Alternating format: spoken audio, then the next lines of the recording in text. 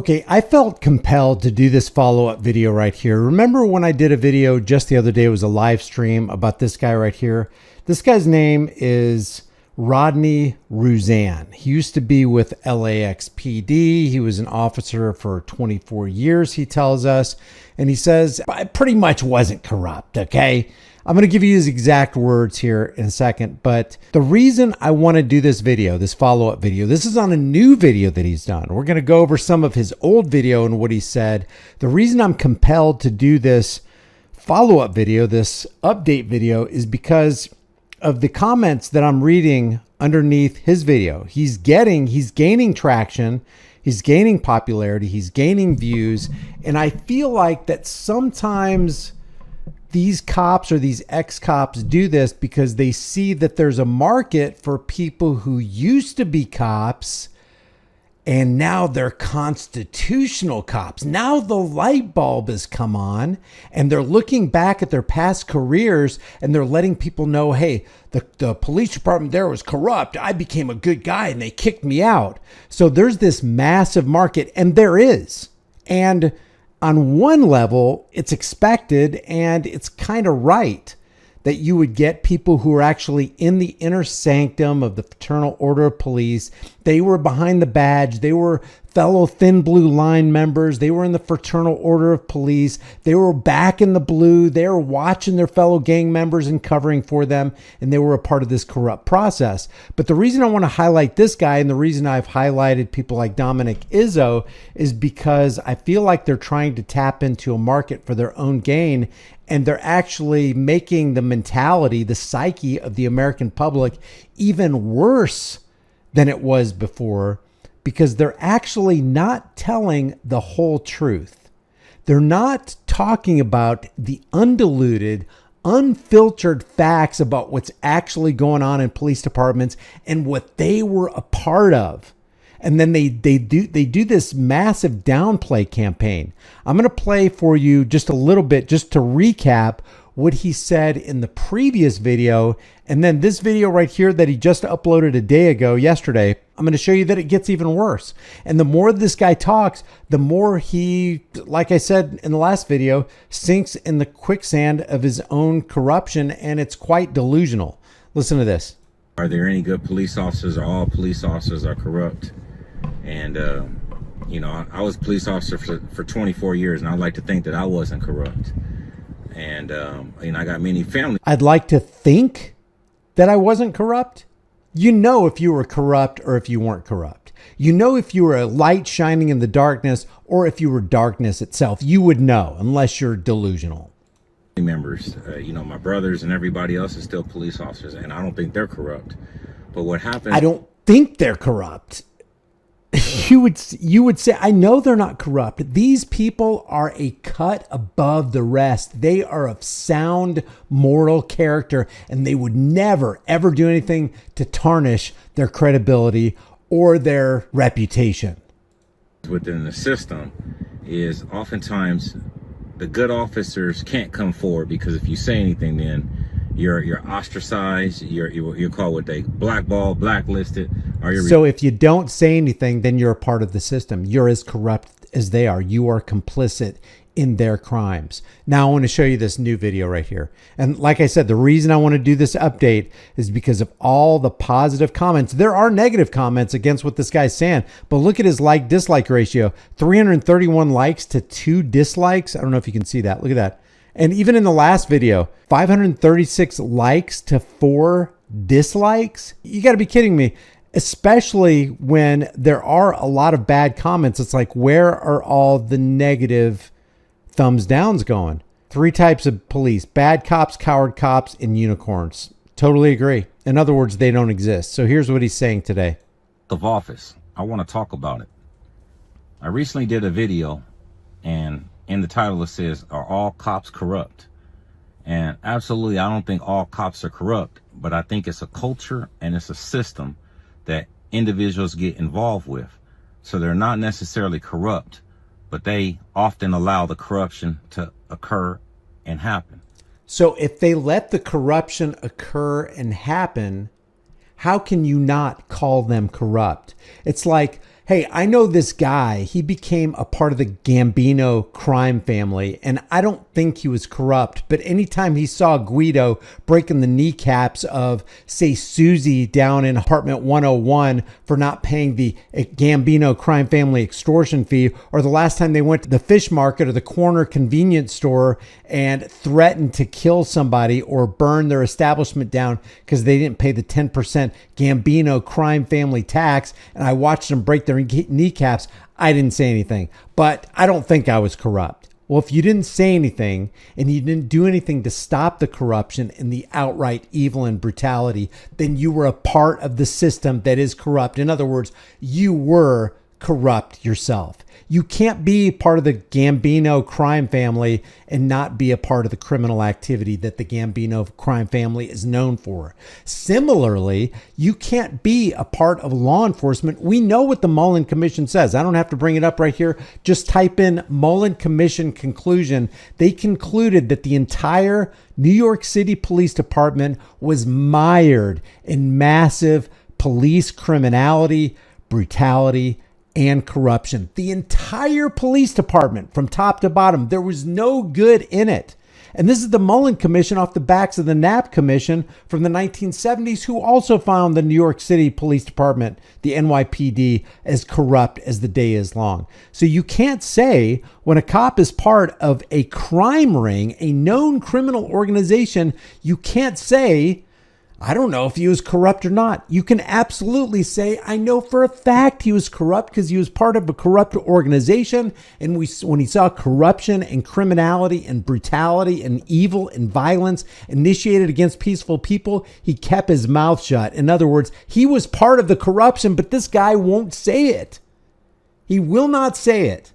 And he will not say how corrupt and evil he was for being a part of that system and keeping his mouth shut. And don't even tell me that he never falsified a report. Don't even tell me that he didn't make up a story against people. Don't even tell me that there aren't people sitting in jail to this day after a 24-year career with the LAXPD. But I'm going to tell you, I was one of the ones that I can truly say fought constantly against the corruption. B frickin' S. BS, dude, you are delusional. You are lying to yourself. I didn't know always about the Constitution. I didn't even understand it, I can admit. If you didn't know anything about the Constitution, if you didn't know anything about, for example, the First Amendment, the Second Amendment, the Fourth Amendment, the Fifth Amendment, the 10th Amendment, the Ninth Amendment, if you didn't know any of that, if you were completely ignorant of that, how can you call yourself a good cop? What were you out there doing if you weren't safeguarding people's rights? Did you protect the public from your thin blue line gang members as they were engaged in corruption against them? Let's say you didn't directly commit the corruption and the evil and the violence against the people you're supposed to be protecting and serving, but you saw your buddies doing it and you didn't hold them back. You didn't break out the cuffs, throw them against the car, cuff their hands behind their back with torture cuffs, and throw them in the back of your cop car. Not even once. You didn't even do that once. I started in 2000, and when I first became awoke to the Constitution was in 2008, and I went to a special seminar. So for 8 years, you didn't know what the frick the Constitution said? You didn't know that people have the right to keep and bear arms and that right shall not be infringed? How many weapons charges did you help lay against innocent people in the land of shall not be infringed? How many doors did you kick in violation of the people have the right to be secure in their homes? Opened my eyes. And then from that point in time, once I figured it out and learned it and did my research, I utilized my position within the department to reach the officers that I could. So what happened was from 2004 to 2016, I was on the union on the board of directors. So I used to represent officers when they had internal affairs. Wait a minute. From 2000 and what? So you became aware of the Constitution and you went to this constitutional class in 2008, but from 2004 to 2016, you were on the board of directors in a police union? I call BS, man. If it's true that from 2004 to 2016, he was in the police union, and for 8 years after 2008, he was aware of what the Constitution said, and he was trying to awaken the minds of his fellow officers, but he was still on the board of directors of a police union. Like, Police departments are corrupt. And you can hardly get more corrupt. But if you were going to get more corrupt, then you would up the ante to go to police unions. Those are as bad as you can possibly get in the realm of humanity as far as corruption is concerned. Even worse than the Gambino crime family. You know why? Because at least with the Gambino crime family, there was no illusion that the Gambino crime family was legitimate in their authority. With law enforcement, it's 100 times worse because all the people out there believe that law enforcement officers, pigs with costumes, actually have the authority to do what they did. No one's under that delusion with the Gambino crime family or the hitmen from Al Capone or any of these people. 4 to 2016, I was on the union on the board of directors. So I used to represent officers when they had internal affairs or they had issues within the department. You used to represent officers as a union board member, which means you were laying cover for their corruption and criminality. Acted as a representative for them. So within that time frame, I moved up to the treasurer of the union. So from 2011 to 2012, I was the treasurer. And then at that point in time... So he was advancing within the ranks of the police union, but he wasn't corrupt? The union, we put out a magazine to the officers, and in there, I wrote an article to the officers talking about their oath of office and the importance of it. Here's the article. He's going to read some of this here in a second. In the article, it's entitled Oath of Office. Okay, and it says every police officer in this country takes an oath of office to uphold and defend the Constitution of the United States. ... And the laws of their respective state, which oftentimes, almost always, conflicts with shall not be infringed. It conflicts with the right to be secure in your person's houses, papers, and effects. It conflicts with the First Amendment, which the 5 tenets of the First Amendment are RAPS, R-A-P-P-S, religion, assembly, petition, press, speech. So you take a hypocritical oath, not the Hippocratic oath of do no harm, but a hypocritical oath of I promise not to do harm while I'm doing harm under the laws of the state, which criminalizes almost everybody. And I'm going to be the enforcement arm of that criminalization. This means each officer has a fiduciary responsibility to the public and the LAXPD to understand and protect the Constitution. Recently, I took a survey and asked the questions to multiple LAXPD officers and sheriffs.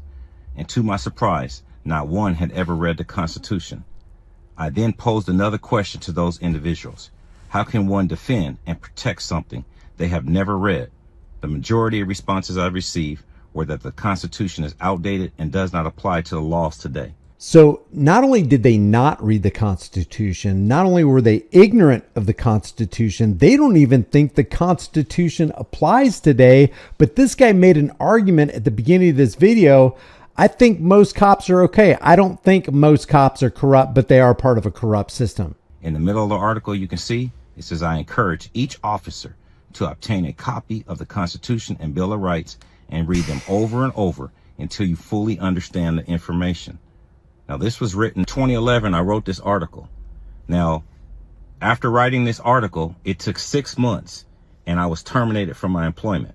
Right now, this is my second termination. I want to know the reason for that, because we know in 2012, another termination happened because somebody said that he was brandishing his weapon off duty and he got called on it. He got terminated, apparently wrongly. The police union or his lawyer went to bat for him. He got his job back. So I wonder what this first termination, wonder what the details of that was. In 2024 in my career. In 2012, I was also terminated for a whole different incident.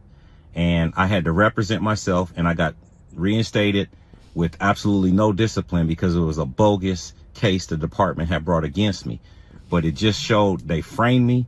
It shows the veracity that they have to go through or what they'll go to get rid of you when you start talking about the Constitution and waking the other officers up. So and that shows you how corrupt this whole department is. This guy is on the board of directors of a police union where he goes to bat for officers who get in trouble and violate other people's rights. And yet the police department is so corrupt that they'll take a corrupt member of their own that just kind of lifts the veil slightly or at least attempts to lift the veil slightly, and he gets ostracized and they try to terminate him if what he's saying is even true. I did my part. I did everything that I could, but you always knew that if I fought for what's right, I would lose my job. He wants his audience to know I fought for what was right. I was a good guy within the department. I was exposing the corruption. And because I was doing that, I got ostracized and I got terminated.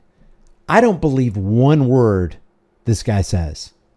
I think this guy is trying to tap into a market that is looking for cops who used to be corrupt officials, and now they're exposing the corrupt officials and the corrupt organizations that they were a part of. Because what we hear a lot of is the command staff being absolutely corrupt. Well, if a stream can rise no higher than its source, and the source is the command staff, and the stream are all the underlings, all the deputies, all the sergeants, all the lieutenants, all the people, the ground troops, the state troopers, the revenue generators, if the source is corrupt, then everything downstream is just as corrupt and just as polluted, if not more so. But I was willing to go the highest cost because this is how important I believe the Constitution is. And this is how important I think it is just for our own protection. Because if you don't have the Constitution, it's a wrap. That's just my take. I stood up and I did my part. I don't believe it. So, like and subscribe. See you in the next video. Yeah, I don't believe it.